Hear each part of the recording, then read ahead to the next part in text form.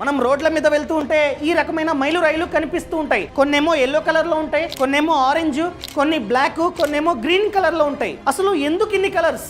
ఈ కలర్స్ వెనక చాలా అర్థం ఉంది. అదే ఇప్పుడు మీకు చెప్తా. ఫర్ ఎగ్జాంపుల్, ఒక మైలు రాయి కింద వైట్ ఉండి పైన కనుక ఎల్లో ఉంటే మనం నేషనల్ హైవే మీద ఉన్నట్లు. నేషనల్ హైవే మీద మాత్రమే ఈ విధంగా ఎల్లో కలర్ మైలు రైలు ఉంటాయి. ఆ ఎల్లో కలర్ పార్ట్ మీద నేషనల్ హైవే నంబర్ కూడా ఉంటుంది. అదే విధంగా గ్రీన్, ఇలా కింద వైట్ ఉండి పైన కనుక గ్రీన్ ఉంటే అది స్టేట్ హైవే.